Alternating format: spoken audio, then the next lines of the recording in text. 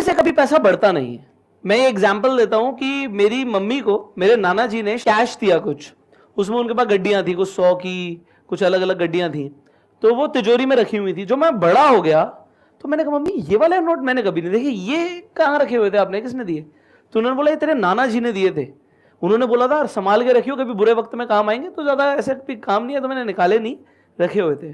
Sir आप ये देखिए उस टाइम पर मैं कहता मम्मी अगर आप इस पैसे की जगह गोल्ड ले लेती, तो उस टाइम पे गोल्ड की वैल्यू क्या थी? 3,000 का 10 ग्राम आता, आज यहाँ पे 55,000 का 10 ग्राम है। तो इन्फ्लेशन को एडजस्ट कर देता आपका गोल्ड। वो इन्फ्लेशन नहीं समझा सकता था मैं मैंने समझाया कि बस उस टाइम पे मम्मी जलेबी कितने की आती थी, 1 रुपए में कितनी जलेबी आती थी? 1 रुपए में काफी आती थी। मैंने कहा आज 1 रुपए की जलेबी देगा भी नहीं, हो गया हट। सही बात, समझ रहे हैं? तो कहने का मतलब क्या है, उस टाइम पे उस पैसे से 1 लाख रुपए में छोटी मोटी प्रॉपर्टी आ जाती। उन्होंने वो पैसा तिजोरी में रख दिया, सेव कर लिया, और वो खत्म हो गया, वैल्यू खत्म हो गई। उस टाइम पे नाना जी को 1 लाख रुपए देते हुए मान लो कितना बड़ा लगा होगा, उनके लिए वो बड़ा अमाउंट होगा, I am very sure about it. But उन्होंने जो दिया मम्मी ने रख लिया, क्योंकि उन्हें बोला बुरे वक्त पे काम आएगा, बचा कर रखियो भाई।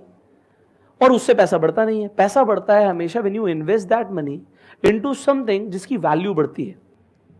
तो व्हेन यू डू एसआईपी, आप म्यूचुअल फंड में पैसा लगाते हो, तो म्यूचुअल फंड में ना कंपनीज म्यूचुअल फंड रन करती है, जैसे एक्सिस कर रहा है, आईसीआईसी कर रहा है, एचडीएफसी कर रहा है। वो फंड मैनेजर पढ़े लिखे प्रोफेशनल लोग अपॉइंट करते हैं जो स्टॉक्स पिक करते हैं जिनमें ग्रोथ हो सकती है, और उनमें आपका पैसा लगाते हैं।